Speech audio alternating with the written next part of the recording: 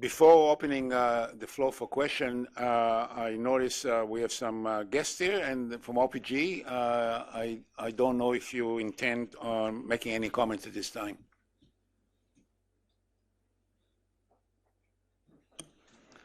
Thank you, President Binder. For the record, I'm Alan Webster. I'm the Director of Nuclear Regulatory Affairs for Ontario Power Generation. We don't intend on making any comments. We are here and pleased to answer any questions you have about our contribution to this important study. Okay, thank you. So let's jump right into it, and I'll start Monsieur Tolgiesi. Merci, Monsieur President. Before I will ask any questions, I should tell you that I read this study with great interest, although it will be submitted to a public consultation. I think it's a good report. It fully covers aspects of hypothetical severe nuclear accident, from accident to mitigation to health effects, and for these reasons you and your staff deserves congratulations and recognition. I think it was a great report.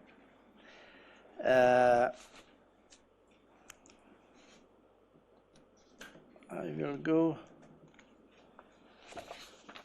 Oops, what is that?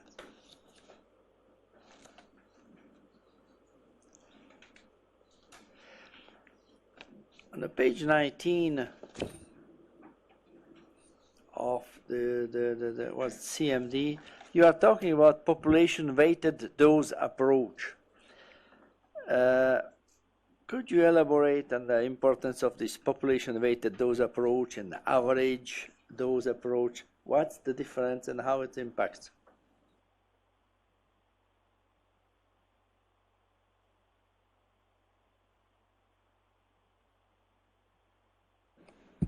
Melanie Rickard, for the record, Acting Director of the Radiation Health Sciences Division.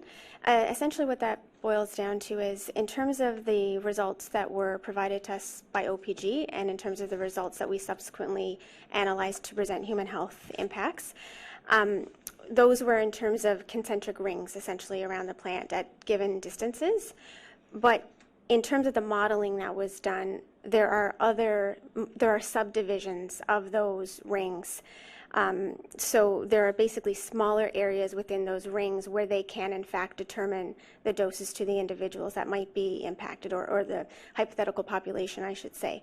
So they simply weighted all of those different subdivisions to give us our results according to the kilometer distances. So it was essentially just a typical weighted average approach to give us the results that we input. This essentially simplified so that we weren't presenting an inordinate number of results. Because a weighted average is a little bit different of the total population divided by total. It's different. So I wanted to know what's the difference, what's the weight of this. So, Patsy Thompson, I'll add a little bit of detail and then ask if OPG want to elaborate. Essentially, we needed to have information on, because of the behavior of the plume and the consideration of the actual weather, meteorological conditions on the Darlington site, we needed to have information on, as the plume moved, how many people were being affected by the plume. And so the grid that is presented, we put on top of it the demographic information. And as the plume moved, and essentially OPG ran several runs of the dispersion and the dose calculations to take into consideration changes in weather conditions reflective of the Darlington site. Each of that information was added, averaged over the population, so we had an average exposure for individuals in that sector. And that information was then used in the risk assessment.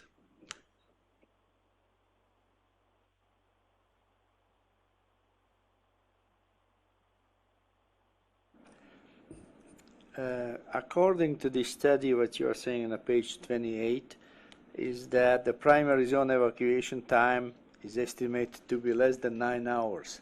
This is done by OPG. I think it's OPG study. Now, Besides OPG, are there some other evacuation time estimates by other agencies or organizations? I don't know, Durham Emergency, Ontario, or outside of Canada and other jurisdictions? So, Patsy Thompson, for the record, I'll start and then I'll ask Luc Sigouin to provide more information. And so the time estimate studies were done by OPG for each of the Darlington new build environmental assessment, as well as for the Pickering refurbishment environmental assessment. CNSC staff had an independent review of those studies to assure ourselves that the work done by OPG's consultants was appropriate. And I will ask Luc Sigouin to provide details on the CNSC review. Thank you. Luc Sigouin, Director of Emergency Management Programs at the CNSC, for the record. So Dr. Thompson's correct. The studies, the evacuation time studies that were undertaken by OPG were sponsored by OPG. They were undertaken by recognized experts in the field who do similar analysis for U.S. nuclear power plants and the areas surrounding the plants. Those studies were done for both Pickering and Darlington. At the time, in 2008, CNSC staff had those studies peer-reviewed. We hired an independent consultant who reviewed the approach, the methodology, and the results used, obtained, and confirmed that the results were indeed accurate. There was a possibility of a small margin of error associated to it, but certainly within the time allotted in this study. So we are confident that in the evacuation time estimate methods that were used by OPG. Perhaps, Mr. Giorgesi, if I could add, your question was a little bit broader in terms of other work and other experiences. At the time the work was done, taking into consideration the experience from Katrina, where people did not necessarily use the routes that the authorities had indicated. And so the experience from large natural disasters was used by OPG's experts and taken into consideration by the CNSC peer reviewers. Maybe it's a good time to verify from the people who actually would be managing this. I understand that Mr. Nodwell, you're representing the Office of the Fire Marshal and Emergency Management. Do you concur with these studies? Is that your planning horizon? Thank you very much, President Binder. Dave Nodwell, Office of the Fire Marshal and Emergency Management, for the record. Yes, we rely on this data. Currently, we're looking at projections in the Darlington, as an example, for the year 2025 of a 7-hour evacuation under hazardous conditions. So in terms of a snowstorm and in less time if it's in clear conditions, a bit longer for Pickering. We are supportive of this information.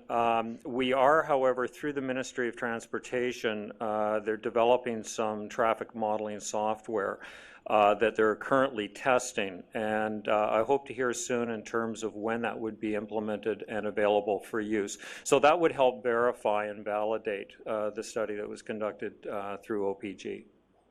Thank you. Mr. Giorgesi. And it's not necessarily a drill or exercise to evacuate, I don't know, 100,000 or 1 million people, but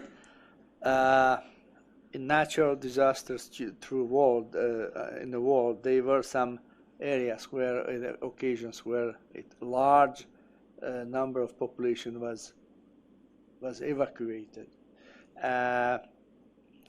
To your knowledge, do you have some similarities when you are talking about, we are talking about a large population here, if you include Toronto or part of Toronto, and so if you consider that what's happened like in Los Angeles where it was an earthquake, what was the evacuation time and how it compares to what we are looking to?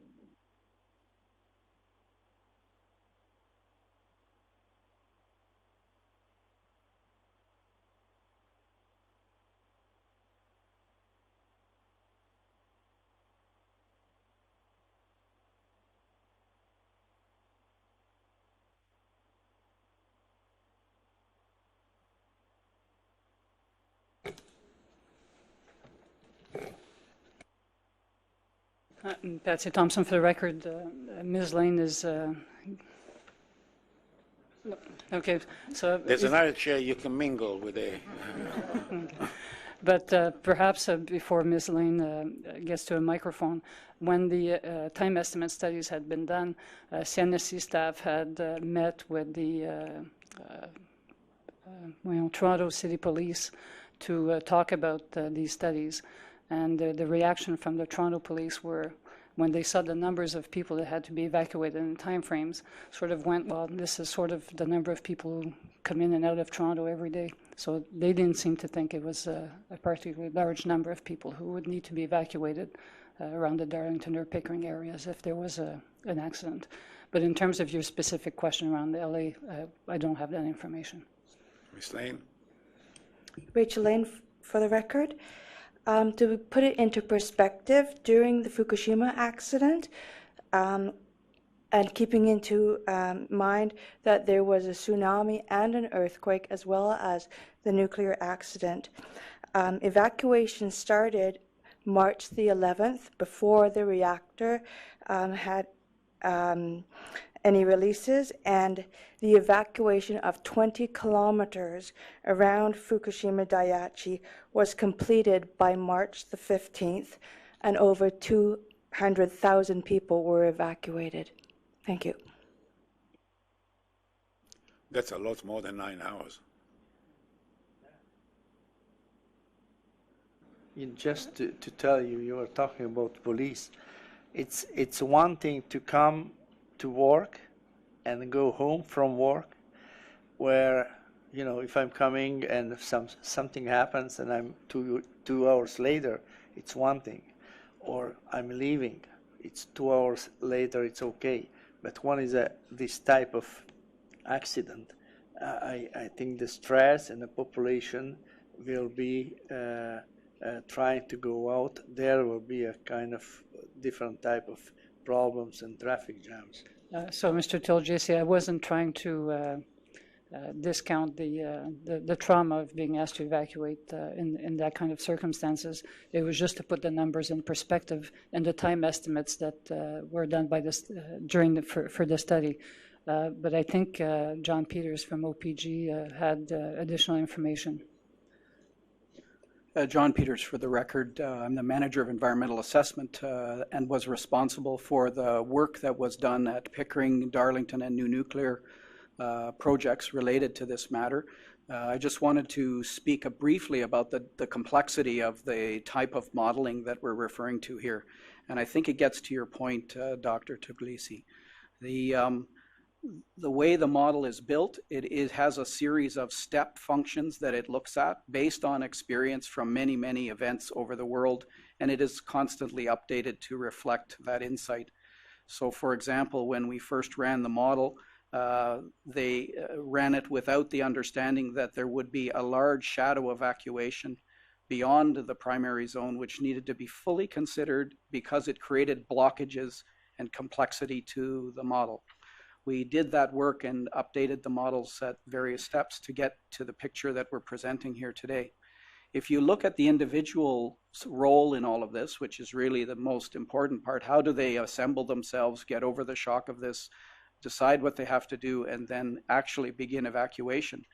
That takes about half of the time of the evacuations. And when we actually go through examining all of the model sequence steps, the first one is assembly and planning by the family and members of the community who have to have been told they should do something at that time. So it included, for example, all of an assessment of all the people who worked out of the region who were evacuating, who would automatically be called by their spouse or partner and who would come back home as a first step, because often there's only one vehicle in the household. And so that is an important aspect of this. They looked at and considered all of the commute times back into the area that's being evacuated.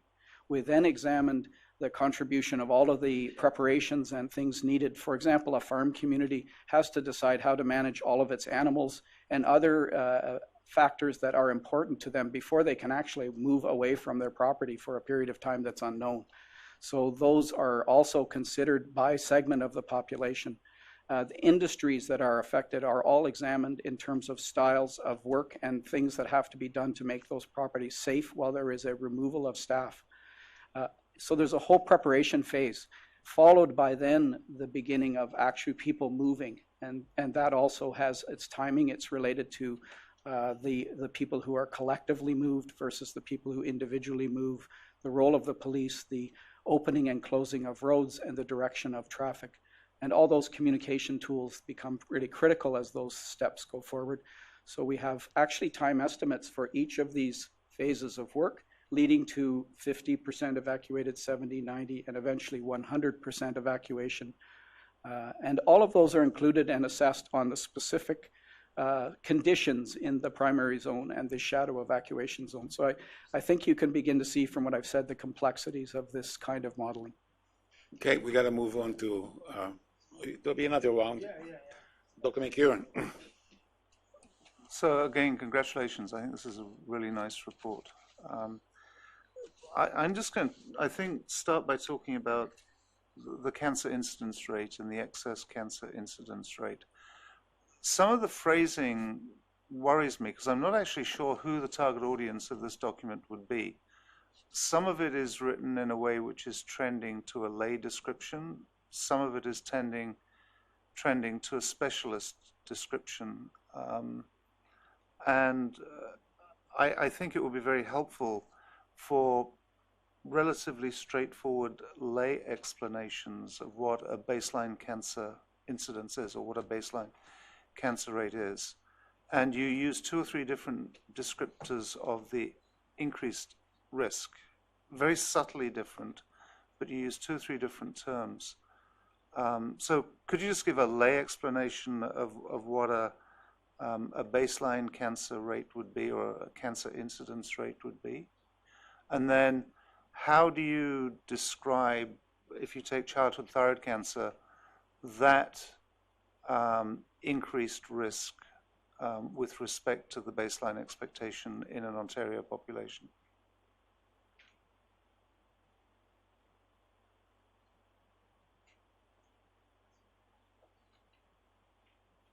So, Dr. McEwen, I'll address some of your points early in terms of the whether this report is intended for a lay audience or a specialist audience.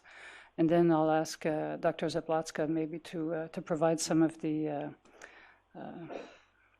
lay person description of baseline cancer and in relation to thyroid. The report ultimately will be hopefully useful for a lay audience. Recognize at this stage that it's a mix. What we've done for other reports that had very technical sections that where we want to preserve enough science to withstand a peer review and also meet the objectives of someone reading the document and finding it informative. For the tritium reports, for example, what we've done is extended executive summaries or long summaries where a lay audience could have a good sense of what the technical parts of the document are saying. This hasn't been done yet. The intent would be to do it after the end of the public review when we're getting the documents finalized for publishing on our website. And I'll ask Dr. Zablatska perhaps to address your questions on baseline and thyroid cancer. My name is Lydia Zablatska. I'm a radiation epidemiologist from the University of California, San Francisco, for the record.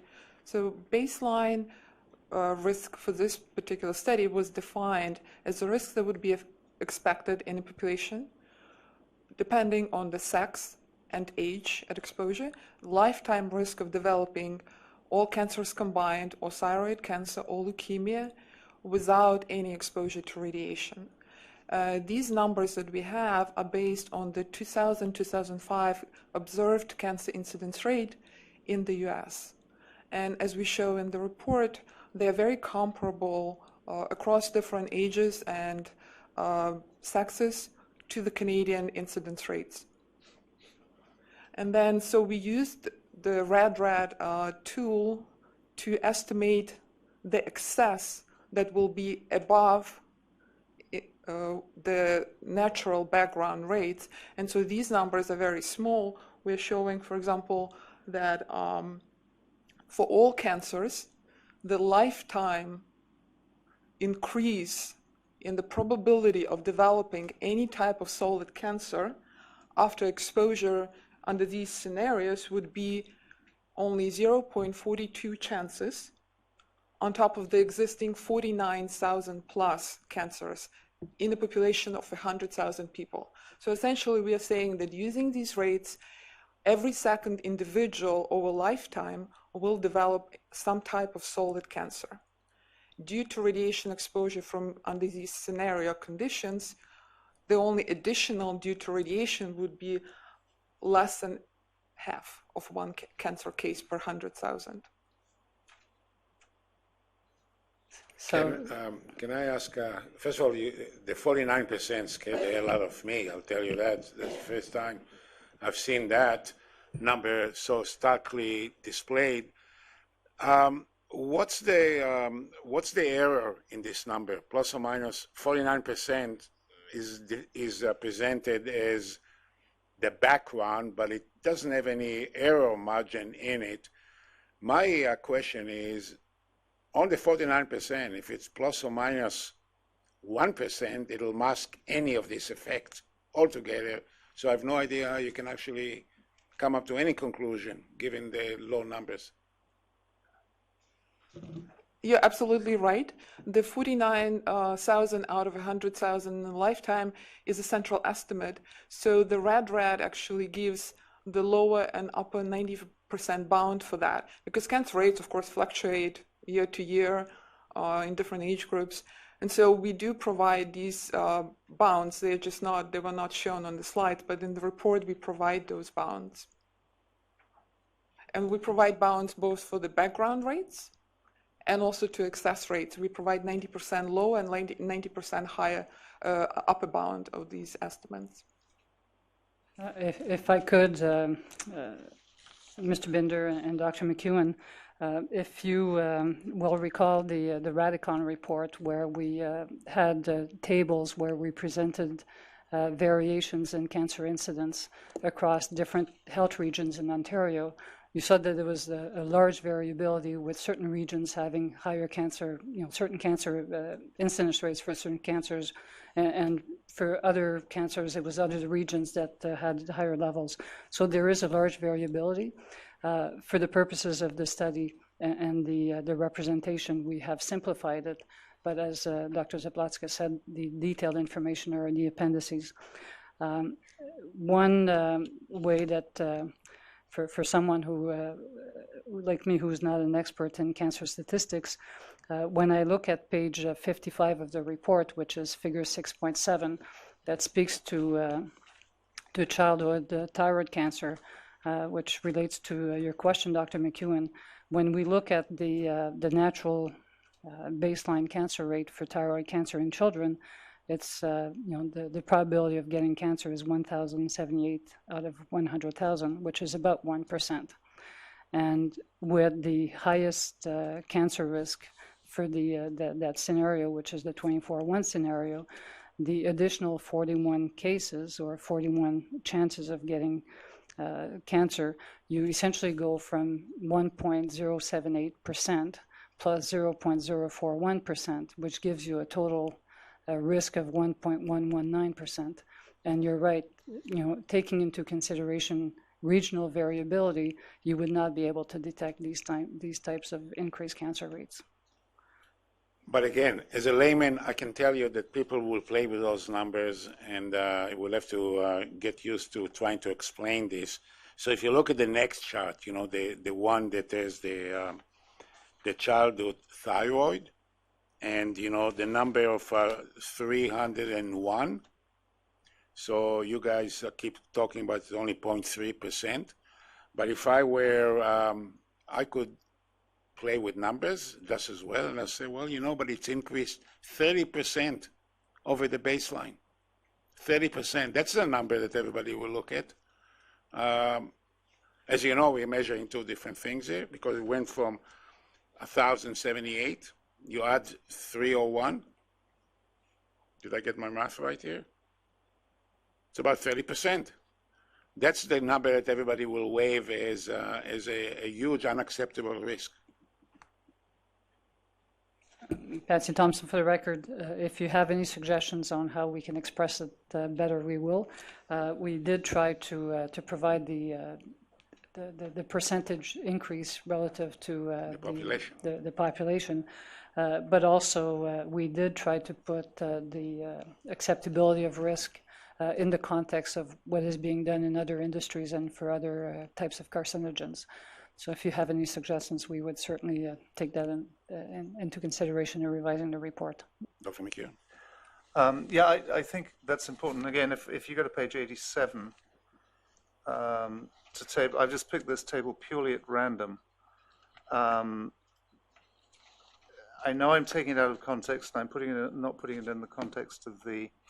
But again, to follow the president's argument, if I look at the excess future risk based on the 95th percentile dose, does that mean there are likely to be 25 new cancers per 100,000 population for the people who were 6 kilometers? Patsy Thompson for the record. Essentially, what we're talking about is individual risk and an increase in an individual's risk of getting cancer. A lot of people use those types of calculations to come up with a potential number of people who will be developing cancer. UNSCEAR, the United Nations Scientific Committee on the Effects of Atomic Radiation, the International Commission on Radiation Protection for Radiation, and as well as the World Health Organization, the International Program on Chemical Safety, all speak to this is not an appropriate use of the linear no threshold model and those relationships when you have individuals exposed to very low doses. We're essentially in the range of exposures where there's a lot of uncertainty in the model. And all of these organizations speak as it's not appropriate to calculate a number of individuals who will be getting cancer. So we're talking about an increased risk of getting cancer. But it's one way to look at it. But that's the way it number will of be cases. that's the way it will be interpreted, and I think there needs to be care given in how it's written. The other question that occurs to me in your very, very brief overview of the Chernobyl data, you give the number of childhood thyroid cancers and the number of deaths that were associated with that. Was there any increase in adult thyroid cancer? Was there any increase in breast cancers? I'll ask Dr. Zaplatska, who's been doing research on both of those questions around Chernobyl, to answer that question. Lydia Zablatska, for the record. I am the PI of a number of cohort studies of children and adolescents in Ukraine and Belarus. There are no studies to date that showed increased risk of thyroid cancer in the general population adults. There is one study of increased risk of thyroid cancer in adult cleanup workers. And the study was small and has a number of methodological issues, so that is not an accepted finding based on the Chernobyl 27-year follow-up. Thank you. So I guess the final issue, you quote some Fukushima data, which is obviously still very early. If you look at the sort of the lifetime risk, it's unlikely. How confident would you be in the predictions of Fukushima risk as compared with Chernobyl risk? Lydia Zablatska, for the record, that's an excellent question, because the Fukushima predictions use not only A-bomb, this is what was used for Chernobyl predictions, we used A-bomb data. The Fukushima predictions actually use Chernobyl data as well, so it's refined by our experience. We will not see the first cancers of thyroid cancers due to Fukushima radiation until 5 years after the accident. So these are all, of course, projections and predictions, but there is a projected increase of 70% in thyroid cancer for that population. Childhood or adult? Childhood. Childhood. So I guess a final question, which I think references some of the writing around this.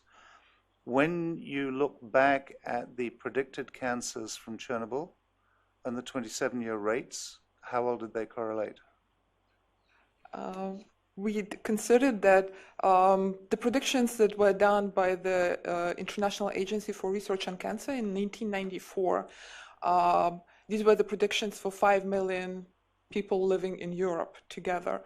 And there is no data that looked at what happened. There are only data from individual countries, for example, from Finland and Sweden and Poland. And they all reported increased risk of thyroid cancer. But whether it's due to radiation doses, other changes in environment, or screening and detection, high detection rates of thyroid cancer, it's unclear. But most of these cancer registry-based studies report the raising rates of thyroid cancer in almost all countries in Europe. Well, all countries internationally. Yes. I mean, the increase of thyroid cancer has been very significant over the last 20 years, independent of whether there is a geographic association or not. And also, if you look at Canada, thyroid cancer rates in southern Ontario and southern Alberta are meaningfully higher than thyroid cancer rates in northern Ontario and northern Alberta. And again, the reason for that isn't clear. So, thank you. So does that mean that some of the activists against nuclear says that because of all those tests and all the historical thing, we're all dying slowly? I've been hearing this quite often from a lot of people. All you need to talk to some of our unknown friends who have kept on saying that this is in the environment now, and it's slowly impacting everybody. So is there any, how else would you explain the increase in thyroid? Certainly some of it is better detection. Absolutely. So there's an explanation. Well, I'd like that explanation. It's, the number of ultrasounds performed on the thyroid has increased exponentially over the last 15 to 20 years. So there is undoubtedly better detection. There is a slight increase in some cancers. The incidence of other cancers is decreasing. Just as an observation, I really like your gray boxes in the documents that put some factoid about numbers. And actually, it would be useful. Some of them are on your page 58. You have two gray boxes about Chernobyl and Fukushima, and in fact, Chernobyl and Fukushima, and then the next page, health effect from Fukushima. First of all, I didn't see, maybe I missed it, there was no attribution where you get the data from on those things, and I would really encourage you to put as much recent data that just came in from Japan particularly, that is really very germane, because as late as last week, we saw some reports, and I'm trying to be diplomatic, that talks about Japanese kids dying from Fukushima. And it would be nice to have some credible figures in some of those reports. So, Mr. Binder, Patsy Thompson for the record. And so the references for those two boxes are in the back of the report. But we will make a note in each box, and then so that people know that the references are at the back. And my colleague, Ms. Rickard, has just reminded me that there's a fact sheet that is being finalized for putting on our website that presents a comprehensive picture of the Chernobyl health data. Thank you. Ms. Velshi? Thank you. The process that you've used with this document is a little different than what we've seen or used to before. Normally you do the public consultation and then come back and we get to hear what the public has had to say. So is that the plan, that after you've gone through the public consultation process, you'll come back to the Commission before the document gets finalized? Patsy Thompson, for the record, we expected that you would give us direction in that sense. There's some options we've looked at. One option was to finalize the public review, and as we do for all documents, we will produce a table of comments we've received and how we've addressed the comments. One way to do it is to put that package of information with a final report and make you aware of it through Marc LeBlanc to the Secretariat, as we've done in some occasions. The other mechanism is to come back to the Commission, as we've done for the Tritium report, for example, where the public review of the document happened, and we present the final report to the Commission. So it's at your discretion. But I think, if memory serves, the need for such a report came up with the environmental assessment hearing of Darlington, where it was requested to do a large release study, right? So I was viewing this as a fulfilling the Commission request that should be available to when a license hearing of Darlington refurbishment will be coming in. That's the way I saw it. Is that consistent with what you just said? Patsy Thompson, for the record, the public review period is scheduled to end at the end of August. We expect that it would take about a month to address all the comments and have a proposed final report, at least in English. And so that would sort of lead us to perhaps mid-October, end of October. So the timing with the Darlington license renewal hearing of November is perhaps a bit tight. So we can work with Marc LeBlanc to see how to best approach it. So I'm sure you'll be getting very specific direction, but I think it'll come as no surprise to you that we'll want to see what the public has to say before the report gets finalized.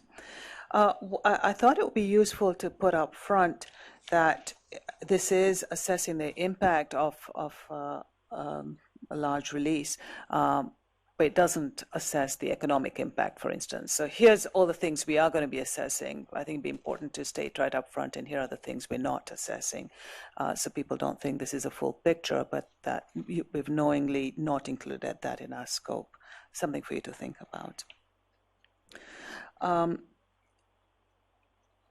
And you've heard it enough from my colleagues around the table, but I think having a companion document that's in a public-friendly format would be extremely helpful. So perhaps not even an executive summary, but something that covers the key messaging in a format that conveys that would be very helpful. I had a question around the source term, and if you can just take a minute to explain to me about this 1 × 10⁻14 becquerel of cesium. And what the basis of using that is, please. So, Patsy Thompson, for the record, I'll start, and then I'll ask my colleagues behind me if they have anything to add. And so the 1 × 10⁻14 becquerels of cesium, 137, is a safety goal that the CNSC has put in the regulatory document for the design of new nuclear power reactors. That safety goal was developed through international discussions and experience analyzing the Chernobyl accident. And the basis for that number is it's a number that would essentially prevent permanent relocation, thereby preventing permanent social disruption. That's the basis of that number, and it's been integrated into a document for a regulatory document for design of new nuclear power reactors. So it represents a contemporary safety standard, responding to the need to minimize social disruption following an accident. So it's tied into permanent relocation as opposed to the likely health impact? Patsy Thompson, that's correct. The assumption is that the protective actions such as sheltering, evacuation, and potassium iodide administration, there's another safety goal related to iodine, so I won't speak to that one, but that protective actions such as sheltering and evacuation would be used as needed, but that amount of radioactivity would not preclude people from returning into the evacuated areas permanently, which is what happened around some of the areas in Chernobyl where people have been essentially permanently relocated from their homes. So it's really a more restrictive goal then than the 1 in 10 million kind of safety goal.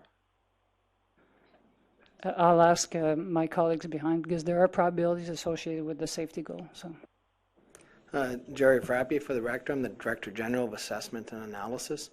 Coming to your question as to how we got the source term, we have to go back to the original question, if you like, the Commission posed, which was, give me something more severe than we've seen already.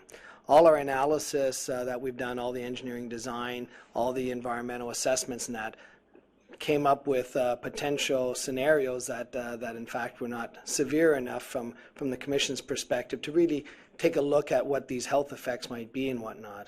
So we don't have a scenario that leads to this generic large release. What we did was we said, we'll take a look at the definition of large release, as Dr. Thompson was just talking about, and we'll use that number, the 10 to the 14 release of cesium, as being a definition of a severe accident large release. And then look at the design parameters around Darlington to see what, if we had that much cesium, what would we have with respect to other radioisotopes. And from that we could create a source term. But the source term itself is a fictional creation, if you like, specifically to drive this exercise of getting this study done. Okay. A couple of very quick ones. I noticed that you're using 2006 population data. Is something more current not available? Those are areas of fairly rapid growth in the last decade. John Peters for the Record from OPG. The data that we used is the same information that has been used in the past 2 EA studies related to Darlington. 2006 data was the most current of the day. The last census was 2011, and yes, eventually there will be good population upgrades to these tables over time. Given the timing of the study, we needed to move forward, and we felt that given that we had already in the previous studies predicted to 2025 population with good margin of safety and knowledge about growth, we were satisfied. And I recognize it's individual risk anyway, so it wasn't, but I just wondered, 2006 was taking out. And my, well, 2 questions. And it was more around, so what? Now that we've done this study, what are the different parties doing about it or planning on doing about it, whether it's the Fire Marshal or Emergency Measures Ontario, whether it's Health Canada, or whether it's even the CNSC? What are the next steps around that? So specifically, whether it is around the childhood thyroid risk, and I know there's some indications in here that we may want to look at our emergency plans. Maybe it's around the psychosocial impact, where we said, well, you need better communication, for instance, and does that translate that then into specific requirements down the road or guidance around that? So, Patsy Thompson for the Record, we have, following the completion or near completion of the, before we finalized the report and shortly after, met with the officials from Ontario who will be who are responsible for emergency management in the province, and we also met with Health Canada. Both indicated that they would be providing comments on the report, more detailed comments on the report during the public review period. From the CNSC perspective, having done the report, because it's one thing to stand in front of you during commission hearings and speak to the safety of Canadian nuclear reactors and say that even if there would be a severe accident, the consequences on health, because the questions we often get are related to health, would not be catastrophic. Having a report like this that essentially uses a very severe hypothetical accident that, as Mr. Frappier said, no known accident sequence could lead to such a release. So a very severe accident using site-specific weather conditions, looking at the risk models that are based on the best science, actually demonstrates what we have been saying, is that the consequences are not catastrophic. The consequences can be managed using for example, the Fukushima upgrades and the other safety improvements to Canadian nuclear power plants, using also the current provincial emergency management plans. So that information in itself is valuable in terms of a public document that we can use to speak to. In addition to that as well, CNSC staff through the IEA and the NEA have been following all of the work that is being done, that had been done post Chernobyl accident, but also the intense work that is being done post Fukushima. And that work includes looking at responding, how authorities respond to such an event, lessons learned in terms of communicating, setting expectations when the Japanese authorities, for example, shortly during and after the accident were saying that things would return to normal essentially and normal dose levels. And so having this type of message early on creates expectations that cannot necessarily be met reasonably, and having people excluded from their homes is causing a lot more problems than they would have had if they had some radiation exposure. So we are following all this activity that is being done internationally so that we can provide better advice to the authorities in terms of managing nuclear emergencies. We also have Mr. Sigouin, who's looking at those programs as well. So there's a lot being looked at from communication with the public, managing public expectations. And the focus of this report has been on what we call the early phase of the accident. But there's a lot of work being done internationally as well for the longer term period after an accident. So we will, in addition to this report, use other activities to update regulatory guidance and provide advice to others as needed. So as aware of that, I'm just thinking of when you go public with this final document, it begs the question, so what's being done about it? And I think, whether it's on the website, that communique would be there to say, and by the way, stuff that we already have underway includes all of this, to provide a more complete picture. Just to follow, I'm always cynical. People can use this and say, even if a disaster happens, it's not that serious. Well, our job is to make sure it doesn't happen, period. We are working about no release, which what the study did in hypothetical, and I'm glad to see the word hypothetical, because many times, given the structure and all the mitigation that have not been credited, the study says it's very, very unlikely this will happen. So I think to follow on Ms. Velshi, you need at the end to say, okay, we've done this study, but here is all the mitigation we've taken to prevent that even this rare event or unlikely event will not happen. And that is all the Fukushima list of initiatives. I assume they're all going to be done as per plan by the end of 2015. I'm seeing people nodding their head, so there's no slippage on that plan. That's good to hear. But I also would like to know an update, presumably from Health Canada and from the Office of the Fire Marshal and Emergency Management, about KI. If there's one conclusion here, is that the KI pills should be distributed to the home. I'm jumping here to this conclusion. You guys know where we come from on this. So where are we on that? Prior to us ordering this to happen, I'd rather it come as a consensus approach. You know, the CSA standard just now was issued. So where is the precise follow-up on the KI pill plan? So maybe I'll start with the Office of the Fire Marshal. Thank you for that question, Dave Nodwell, for the record.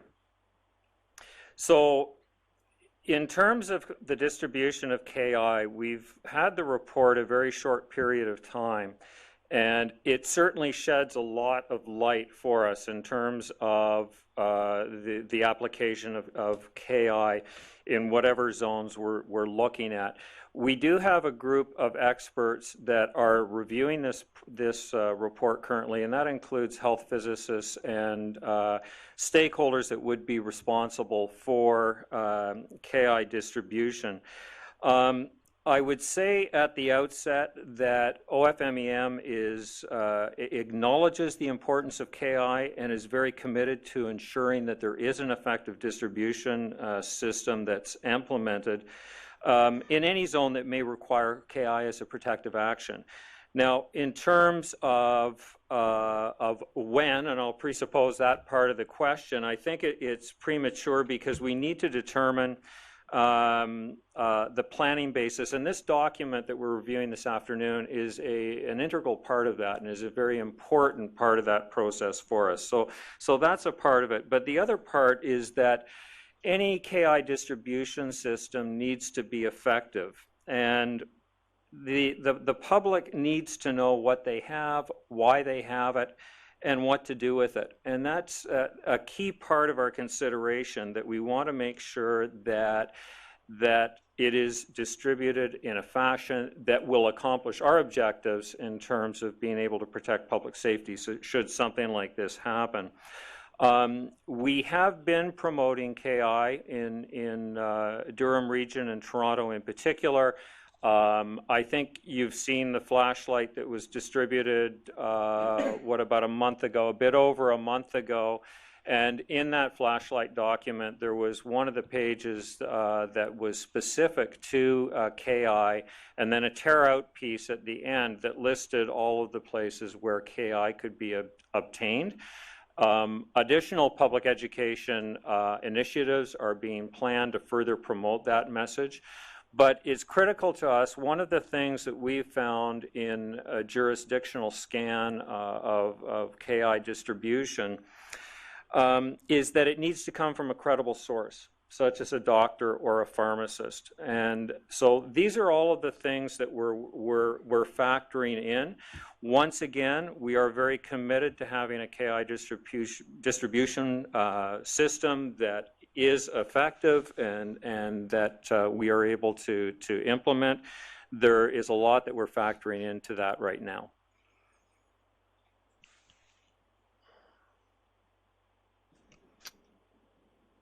I hear you. We've been talking about this now for a long time, so I think we are expressing a bit of impatience in all of this. So anything we can do to help, don't be shy. Health Canada, you want to comment on this now? Or on the study? We'll wait for your formal feedback, but anything you want to say now? Yes, thank you, Brian Eyre, for the record, Director of Radiation Protection Bureau. As with our colleagues from Ontario, we've recently received the study as part of the public consultation, so we've not yet had a chance to do a detailed review of the study.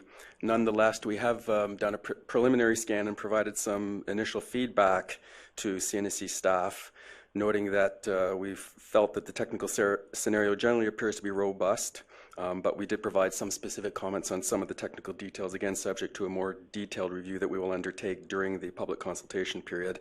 However, one recommendation that we did make is that the study should be clear on how it's intended to be used in future emergency planning, and I think that cuts to the heart of the question that was asked about how this study will be used, and we would certainly appreciate clarity on that.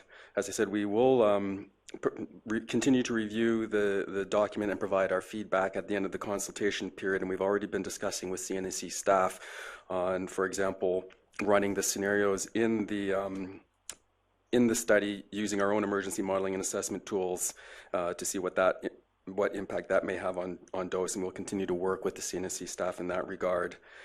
Specifically with respect to KI, it's probably worth noting that we are in the process of revising our Health Canada intervention guidelines, which includes recommendations for KI usage in an emergency. That document has gone out for consultation with our provincial and federal stakeholders, and we are now in the process of reviewing that feedback, and we'll keep you apprised of what the next step of that document is, particularly with respect to potassium iodide. Thank you. Monsieur Harvey? Merci. Just one question. What is the sensitivity of the result and the conclusion in regard to the protective action? Should the success be lower than expected, would the conclusion be the same?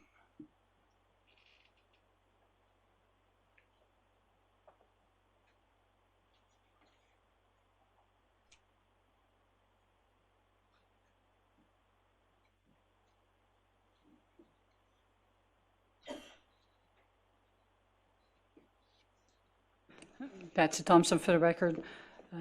Mr. Harvey, we did make some assumptions in the report with evacuation, for example, at 10 millisievert, rather than, at a higher dose level for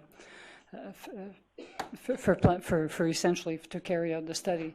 We did assume 100% effectiveness of so no doses to people who are evacuated. So they're evacuated outside of the area that would be affected. And so we haven't looked and documented in the report something that would specifically address your question, but we did do some calculations. My colleague did some calculations to look at what the risk, the excess risk would be for a range of doses. For example, we did some assessments looking at doses in the range of 1 millisievert to 100 millisievert to look at what would be the increased incidence of cancer risk, taking that into consideration for adults and children for the thyroid and the all cancers combined and leukemia. And in most cases, with the range of doses we've looked at, the conclusions are not vastly different from what is documented in the report. But we did make the assumption in the report 100% effectiveness, but we did do some sensitivity analysis looking at what the other doses would have been, the consequences would have been if mitigation measures had not been taken or not successful. It should be,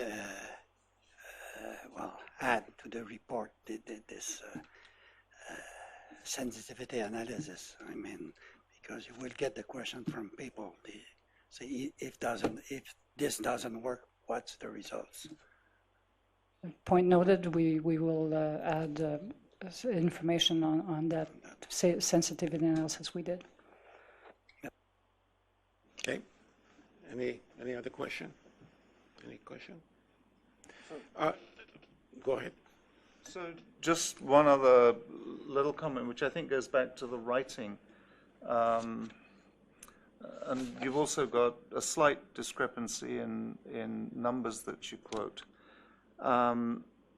In section 5.4, you have a discussion on deterministic and stochastic effects.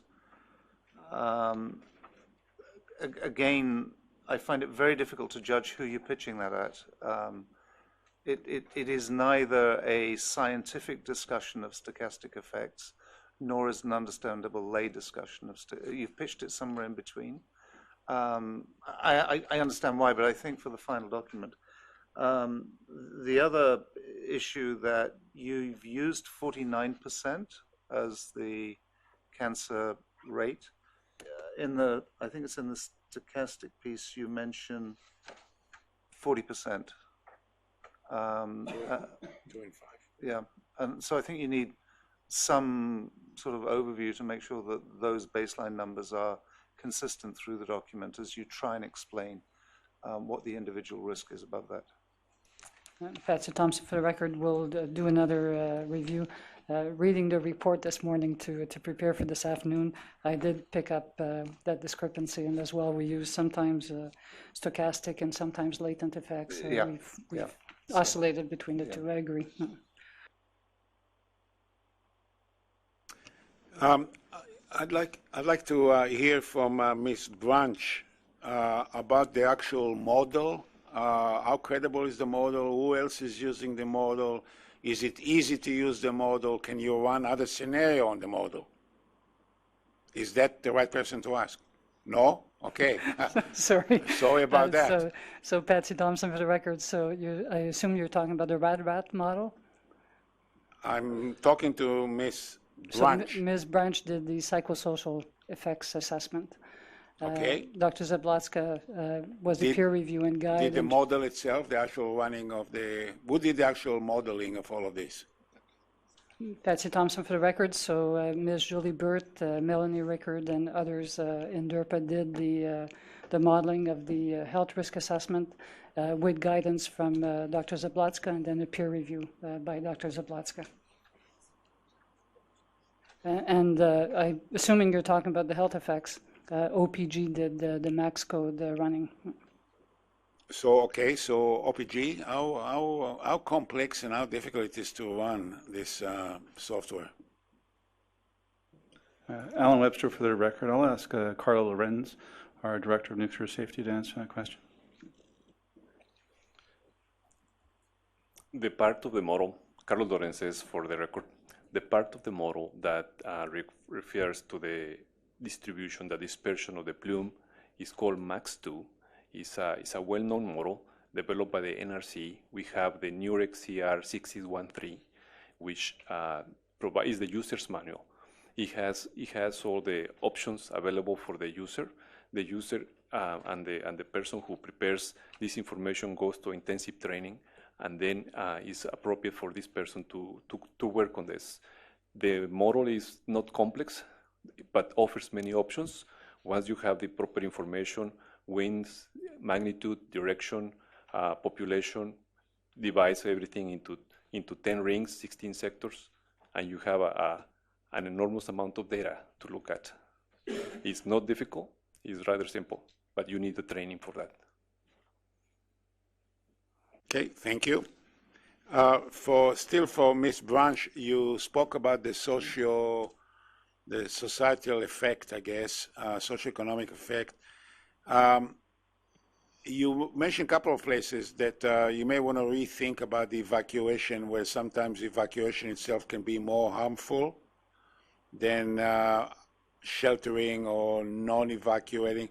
What I really would like advice from you, how do you know when event started and you got to make a decision, how does one figure out whether to evacuate or not to evacuate, when to evacuate? Because all I hear is always the protective measure should trump anything else. When does a socioeconomic issue trump preventive measures? This is Christy Branch, for the record, and I think that there is not a clear base of information to make a determination like that. And I think that the information that's coming out from Fukushima will be very instructive to provide better information about the kinds of consequences that occur with evacuation in terms of psychosocial effects, as well as some of the economic consequences of evacuation. I think that one of the problems is that the control of evacuation is not entirely, that evacuations are not entirely under the control of the people who are giving the direction. And I think there's some historical evidence that if people have information that there might be a radioactive release, that people may decide to evacuate on their own, even if the directive is not given to evacuate. So I think that the kind of complicated issues that are involved in that are not entirely understood.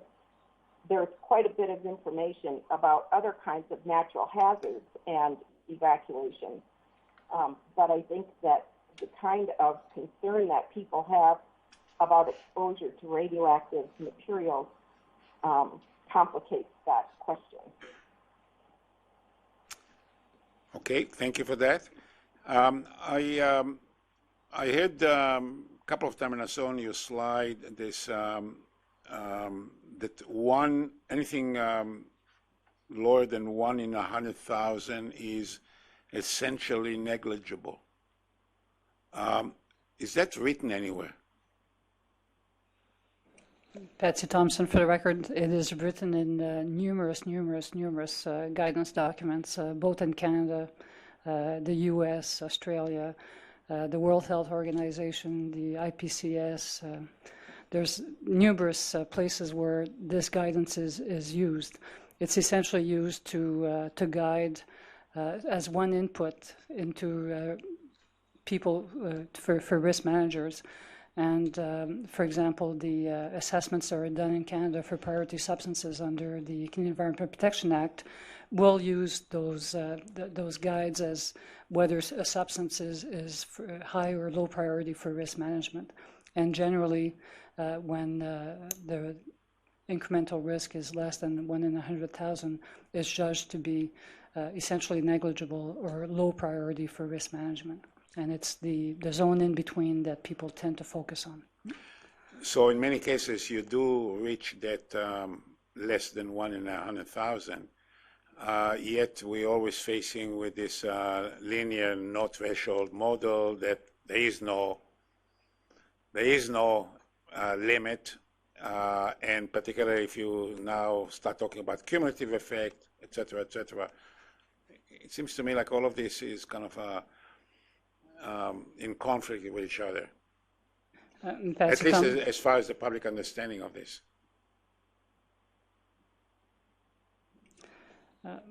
What I would say is that this guidance is available both for radiation, but also the organizations I mentioned, like the World Health Organization, ICPS, have similar guidance for chemical carcinogens. So carcinogens that also have an effect on chromosomes or DNA are dealt with in the same way as radiation, using linear models to assess risk and using those benchmarks or risk benchmarks to aid in decision making.